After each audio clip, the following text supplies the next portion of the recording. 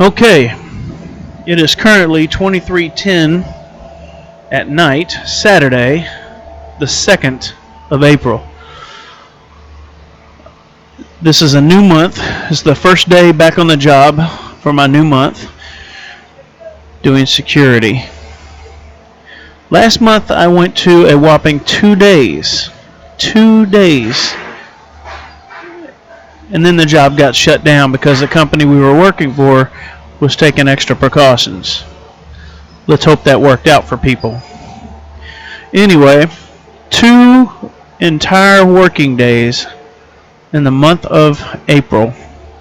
And now here we are in May, my first day on the 2nd. Drinking my coffee that I made before coming to work. It is really good. One of the things that helps me cope. I am in charge of the first station where when the employees come to this job, you ask them a series of questions. Do you meet any of the following criteria? Have you traveled internationally or via a cruise in the last 14 days? Are experiencing any of the following? A, flu-like symptoms. B, fever.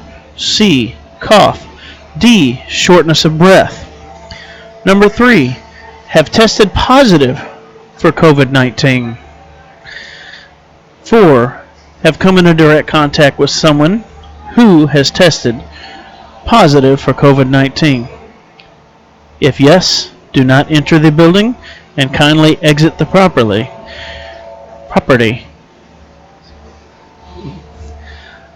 So you got to make sure. Okay, so anyway, please notify human resources at, and for the sake of privacy, I'll keep that to myself. Needless to say, it's a pretty unique process. I don't know if I'm going to do a podcast. All I do know is I want to have some type of show, possibly outside of YouTube.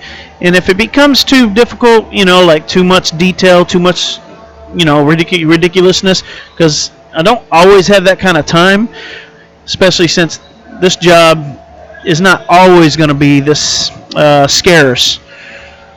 But I am hopeful that I will start working more, and eventually they'll figure out how to eradicate COVID-19 virus. Anyway, I am kind of curious how it was created, whether it be man-made, which is what a lot of conspiracy theorist people are saying, or did it just come from the nastiness of having open animal contact, dead and alive, in a marketplace for many, many years, which most people who have been overseas like me know that does happen in the Asian markets. That includes Korea, because I've been to Korea. And I've just seen like videos and pictures from China and Japan, none of which I've visited. I would like to visit them eventually someday, but I don't know. Especially after what's going on, I might have to scratch that off of my bucket list. I did, however, visit Ireland. Ireland was a very nice place. The only problem I had was Ireland, even though you get a week, if you take a week to explore, you're thinking, hey, 3 days? Nah, let's take a week. That'll give us plenty of time to do what we want to do. Scratch that. Even if you have a vehicle, which you have to drive on the right side of, even if you have a stick shift. So then, if you're driving a stick shift, you have to drive it with your left hand. 5 days really is not that much time because you're going and going and going. And if you're staying in Dublin, which is a nice place to stay because we rented a house.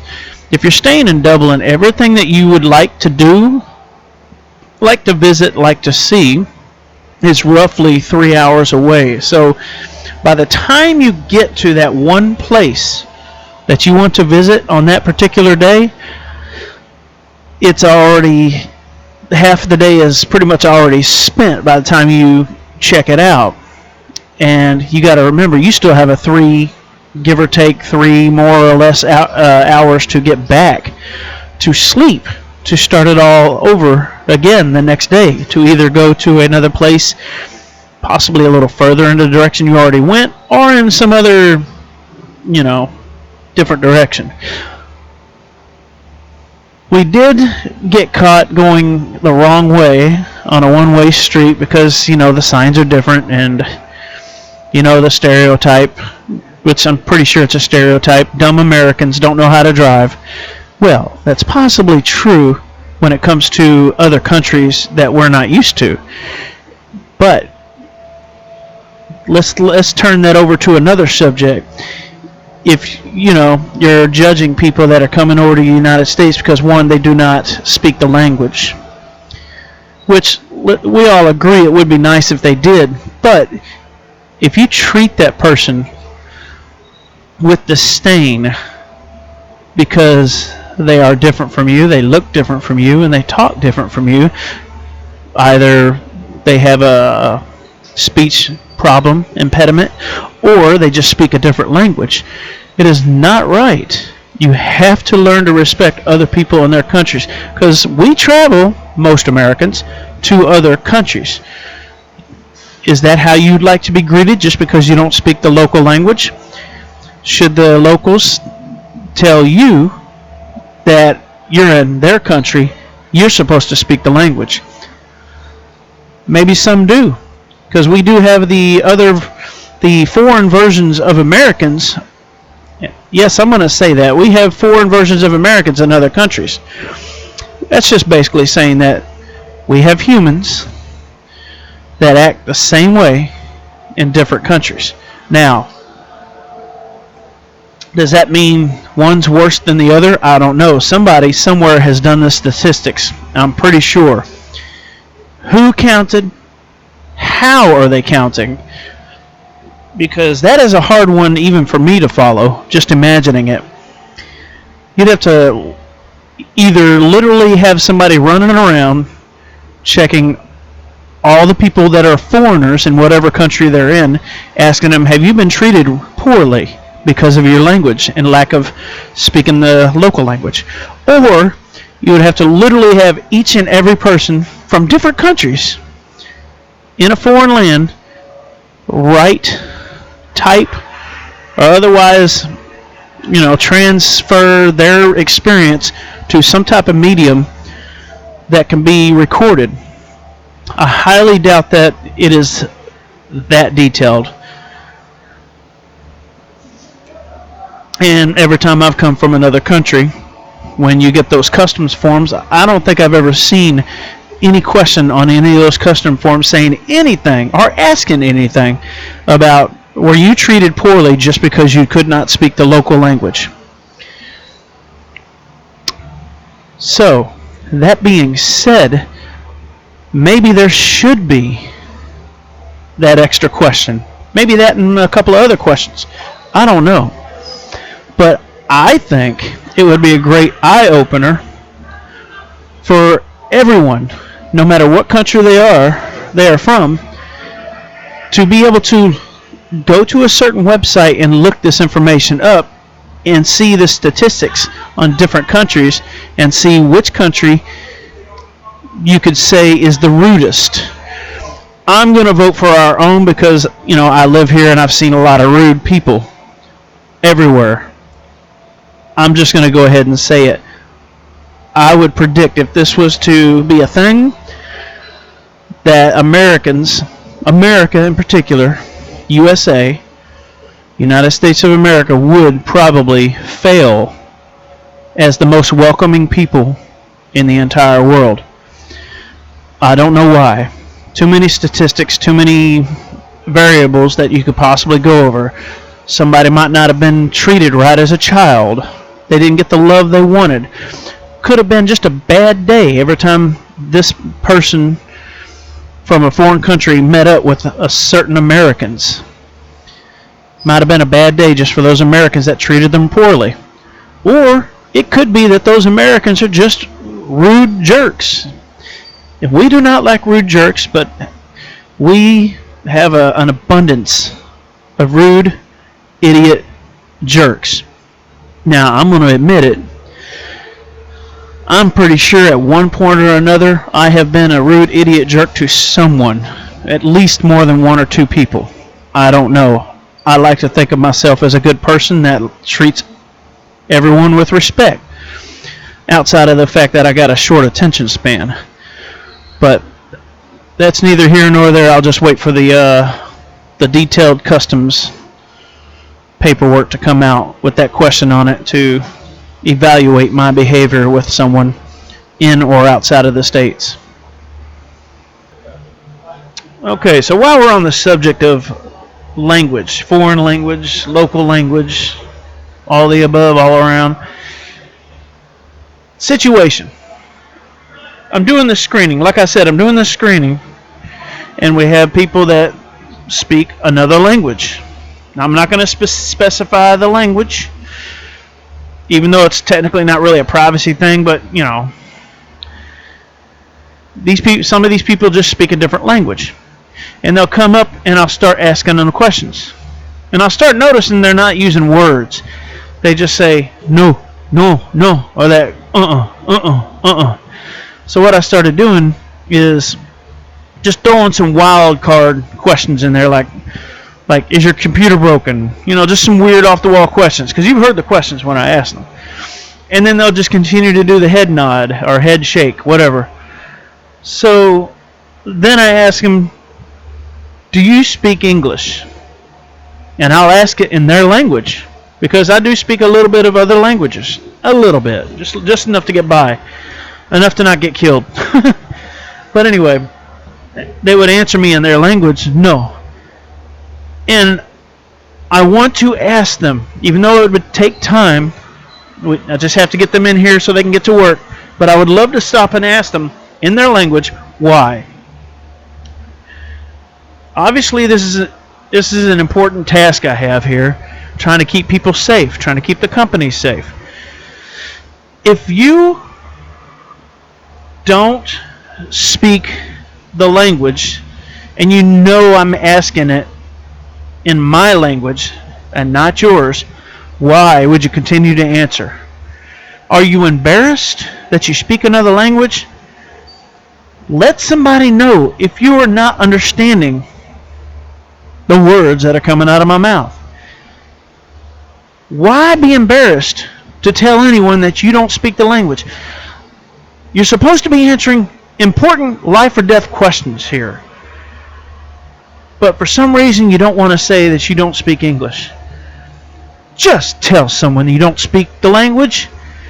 What is there to be embarrassed about? If someone treats you rude just because they don't like your language, complain to management. It's that easy. It's not that hard. But anyway, enough beating that dead horse. Scammers. I recently uploaded a video. Two videos, actually. The second one was a little more in-depth conversation with technically a refund scammer overseas. I made the phone call to the refund scam number. I got an answer. It sounded like your grandpa getting up in the morning to go pick the newspaper up. Like, the second his eyes open and the second he gets out of the bed, all the aches and the pains from the head to toe, from 70 to 90 years of hard labor, bending up, bending down, getting back up, 70 years or more. That sound is what it sounded like when this scammer answered his phone. Why? Because at 7 a.m. his time, he was still asleep. But what did he do the second he picked up that phone and yawned in my ear? He went on with his job of trying to scam me to steal my money. I had an in-depth conversation with this guy. Who knows if any of it that he said was real. You know, he got down to the heart of the four-letter word of love. I love this woman. He's got a woman, his girlfriend, he wants to marry. He's already told her. She says yes, but we got to get money. So his way of getting money, and I'm not sure if his girlfriend, who I'm still not even sure is a real person, his way of getting money is to scam people in other countries, mostly America, I'm guessing. Even people with their hard-earned savings, even 70 to 90 or more or less people who probably don't have 2 nickels to pinch together except for what's in their savings that they're going to use for the rest of their life. And some people are on a fixed budget. And you got these jerks overseas. And I did find out it's not just India, but it is, the majority of them are from India, but it's not just India. But this particular one, from the way his accent sounded like he was from India. I mean, I'm not an expert or anything, but everybody kind of thinks they know when they hear an accent. Hey, I know that accent. I know where you're from, like we're all experts on the accents of the world. But he refused to admit that he was in India. He refused to admit he was anywhere else but New York and used to live in California, has a buddy in Indiana, and is going to marry his wife after he scams people on the phone for their money. The audacity of somebody, criminals, whether you're in India, the UK, Australia, Africa, or the United States, criminals are at different levels of disgusting. This guy I talked to, he cursed. I'm going to try to maintain my composure, but he used the F word and the S word, talking about he don't give a flying F, he don't give an S about anyone. And I was specifically asking about people in the United States, I believe. He doesn't give a F about anyone. He's just going to get that paper money. That's all he's after is the money. I gave him several scenarios about people being too old to work, having their last bit of savings taken by somebody who scams them. He did not care. And he just started trying to deflect by talking about effing. Hey, how many times you F your girl, F your wife, talking to me, trying to deflect the questions just by talking, vulgarity. They have no respect for anyone. They care about no one but themselves and their own tiny little world. They don't care. So, if you get around to it, I'm learning to do the scam baiting because, I want to waste these people's time too. And obviously I'm learning something in the process. Like the project I'm working on now, talking to you, whoever you are that may be listening, if you care. If you care to listen, you are I am talking on Audacity, a free open source computer program audio editor. So far, with my limited knowledge on, computers and hardware and software, I'm impressed. Will I still be impressed when I figure it all out and find out there was something out there that was better? Who knows? I may still be impressed. So far, it's working pretty good. Only you will know for sure when you hear it through your radio, your headphones, or your speaker. But if you do, let me know. And if you care to see any of my videos will be located on SLP TV. That's my channel. It is on YouTube. So go to youtube.com and then search SLP TV. And I'll give you a little pointer. There's actually another SLP TV. There wasn't before, I don't think. I think they just copied my name. Someone overseas made the exact same name.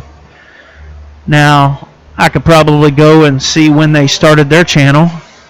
But mine has been SLP for quite a few years. I've just been adjusting it. And last year is when I made it official, SLP TV.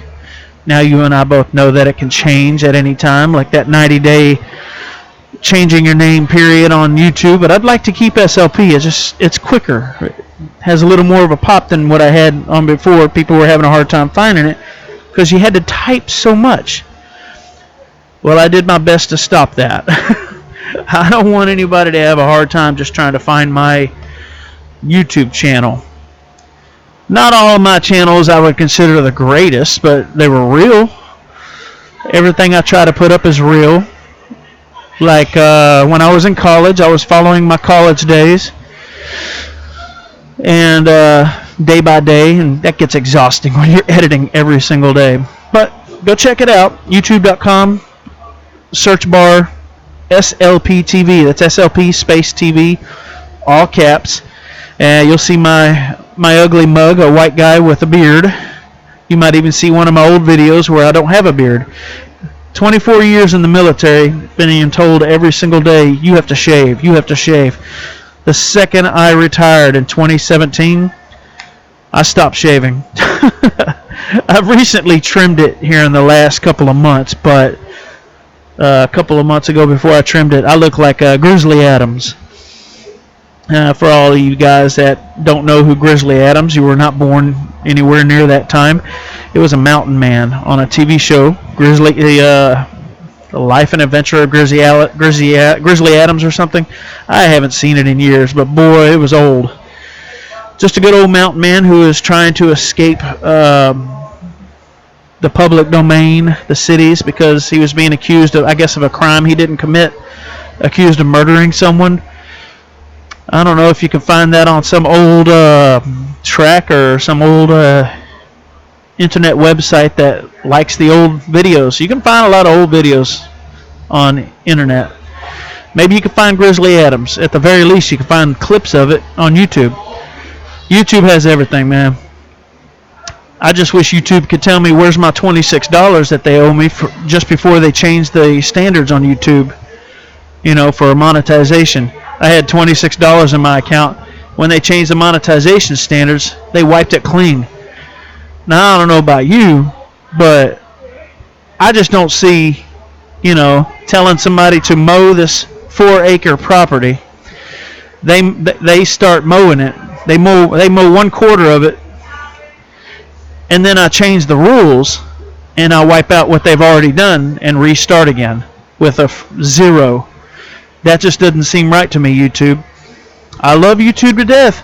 Don't get me wrong, but that was low down and dirty as far as I'm concerned.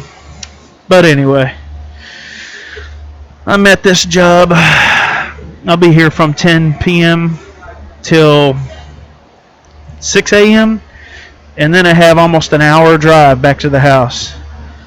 Brutal. Especially after having to stay up all night. Saturday the 2nd, it's 10 minutes till midnight, and then it'll be Sunday the 3rd of May. Boy, I don't know if it's just my brain not working or just old age. I just found out this year that I am middle-aged. I am at the very first age to be considered middle-aged. When I found that out, boy, that's like somebody getting you excited to go swimming or roller skating, and you find out that they're going to take your legs before you can even do it. I don't like getting old, but getting old is the facts of life, unfortunately. I do wish the Fountain of Youth was a real thing. But at the same time, if it was a real thing, how would you be able to handle nobody dying at all? Everyone living, staying young? Death is a natural selection of life. If nobody died, there'd be no place for us to even walk.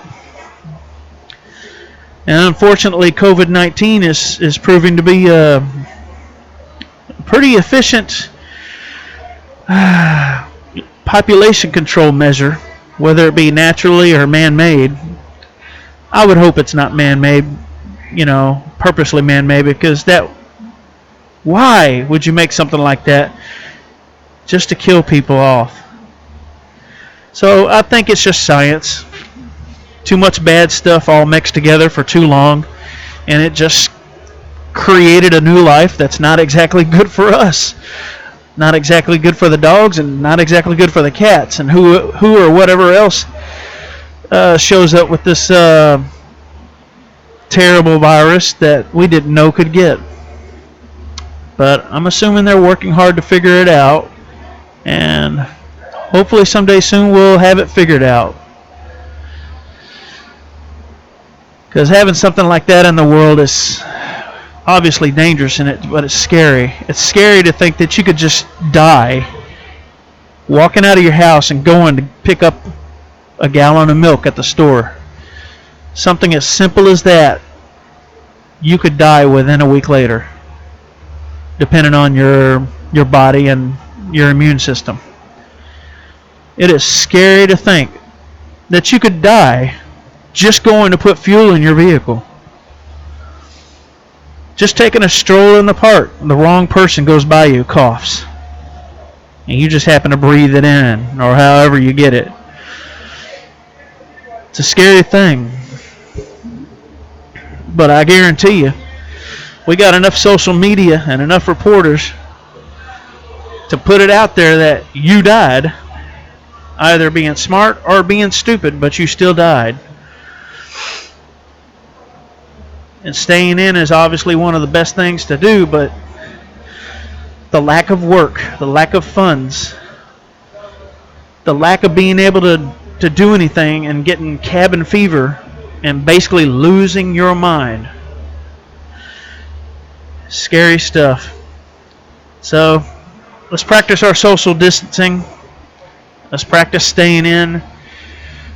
We're human, guys. We've just about done it all, and anything that we haven't done, we don't even know yet. But I'm sure whatever it is, we will overcome it as a people. Just try to work together. Let's stop hating each other. Let's stop hurting each other. Stop stealing from each other. Because I'm telling you right now, I'm fed up with the criminals. Fed up with them. We'll probably go over that on another episode. But this is episode 1. SLP TV, Thoughts on Life, Part 1. And guys, if I've said anything at all that has hit home, let me know. Think about it. Take hold of it. And let's do what we can do to make this a better world. And then the next world we have to go to because of overpopulation. We have the ability to do so much good. Try to do it. We have to try. SLP TV. This is SLP TV. Thoughts on Life, Part 1. Guys, I look forward to the next episode, whatever it may be.